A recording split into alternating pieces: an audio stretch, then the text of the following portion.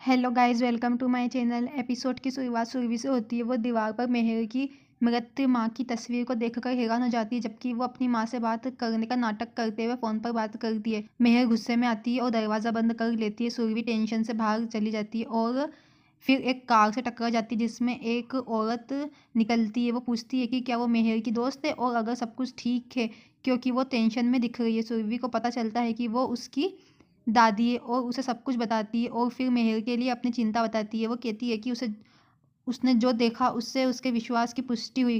फिर वो लेडीज़ कहती है कि परेशान ना हो, क्योंकि अब वो यहाँ है और वो मेहर को समझाएगी। सुरभि उसका आशीर्वाद लेती है और चली जाती है।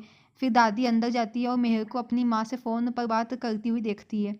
वो फ़ोन लेती है और उससे बताती है कि उसकी माँ कई साल पहले मर चुकी है। मेहर कहती है कि वह झूठ बोल रही है, क्योंकि वो उससे बात करती है। वो कहती है कि अगर वो नहीं आती तो किसी और की ज़िंदगी ख़राब कर देती। मेहर उसे जानने के लिए कहती है, क्योंकि वो हमेशा अपना प्लान ख़राब कर देती है।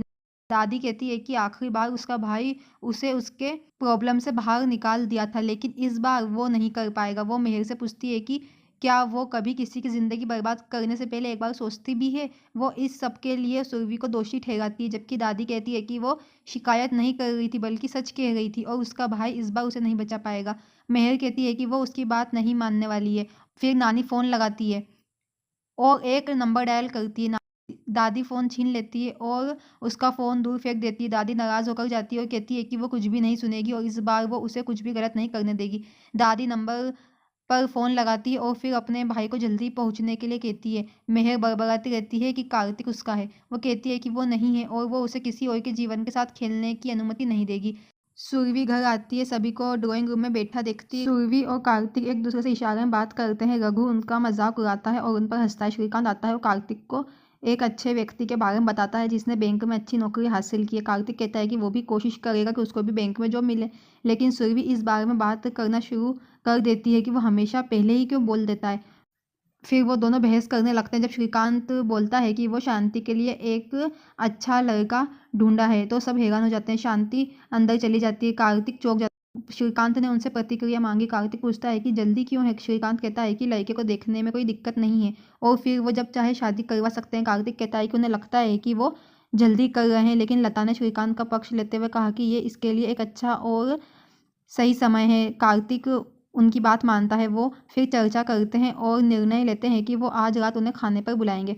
फिर सुरभि किचन में स्नैक्स बनाती है और कार्तिक आता है और उसे खाने की कोशिश करता है और उसे खा लेता है और उसका मुंह जल जाता है, तो सुरभि हंसती है। बाद में शाम को मेहर सुरभि को कार्तिक के बीच की सब बातें याद कर कर निराश होती है और मेकअप करती है। वो बोलती है कि सुरभि उन्हें अलग नहीं कर सकती और वो कुछ ऐसा करे जिससे कार्तिक उसके पास आ जाएगा। और जब वो उसे अपनी प्यारी बहन की तरह अच्छा नहीं दिखने के बारे में चिढ़ाता है। हालांकि जब वो इस अवसर के लिए सुरभि को कपड़े पहने देखता है तो उसके होश उड़ जाते हैं। शाम को मेहमान फैमिली से मिलने आते हैं। सुरभि को चाय के साथ अंदर शांति मिलती है। वो मुस्कुराती है। मेहमान उसकी खूबसूरती की तारीफ करते हैं। कार्तिक और सुरभि एक दूसरे पर हंसते रहते हैं। लता उसे चाय देने के लिए कहती है। शांति ऐसे झिझकते हुए देती है। दूल्हे की माँ सोचती है कि वो सब कुछ इतनी धीरे धीरे क्यों कर रही है। फिर वो बोलती है, जिसमें वो नर्वस और टेंशन में रहती है। शांति कहती है कि वो खाना बनाना नहीं जानती। लता कहती है कि उसने अभी पढ़ाई कर रही है, बाद में वो सीख जाएगी। सुरभि भी कहती है कि वो पढ़ रही है और इसलिए वो खाना पकाना नहीं सीख पाई। फिर लड़के के पिता मान जाते हैं, जबकि उसकी माँ को शक रहता है। फिर लड़के के पिता कहते हैं कि उन्हें आपस में बात कर लेना चाहिए। उन्हें एक अलग कमरे में ले जाते हैं और फिर सुरभि और कार्तिक वहाँ से बाहर चले जाते हैं। वो उसे बाहर लॉबी में पकड़ लेता है, जबकि वो उसे मेहमानों के प्रति सचेत रहने के लिए कहती है। फिर वो उसे चिढ़ाता है, लेकिन वो कीमत चुकाती है।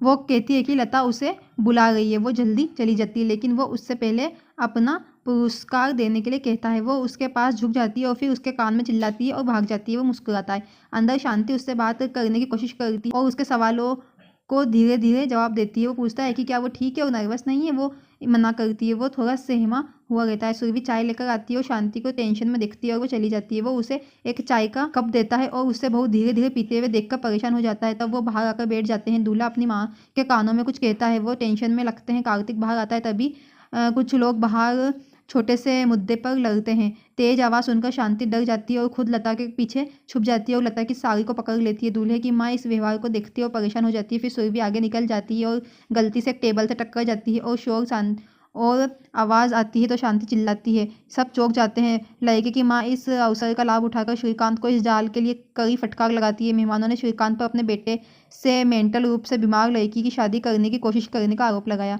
कार्तिक कहता है कि वो मेंटल नहीं है, वो सही है, लेकिन वो संघर्षों को देखकर डर जाती है। जैसे बचपन में उसने जो देखा उसे देखकर वो डर जाती है। लेकिन लड़के की माँ कहती है कि वो इस जाल में नहीं फंसेगी, वो अपने लड़के का जीवन ऐसे खराब नहीं कर सकती। वो सब चले जाते हैं। फिर मेहर बैठी रहती है, उसके पास एक कॉल आता है और वो फ़ोन पर बात करती है और पूछती है कि उसने कितनी बार उसे परेशान ना करने के लिए कहा है। वो माफ़ी मांगता है और कहता है कि अगर उन्हें कुछ पता चलता है तो उसे फ़ोन करने का उसने बोला था। मेहर पूछती है कि उसे क्या पता चला है, तो वो कुछ सुनती है और फिर मुस्कुराती है। फिर कार्तिक कहता है कि वो ऐसे कैसे शांति पर आरोप लगा सकते हैं। फिर कोई गेट पर आता है। कार्तिक गेट खोलने जाता है और देखता है कि मेहर वहाँ आई है। फिर वो अंदर आती है और कहती है कि मैं किसी को साथ लाई हूँ। फिर वो लड़के वाले वापस घर में आते हैं। कार्तिक चौंक जाता है।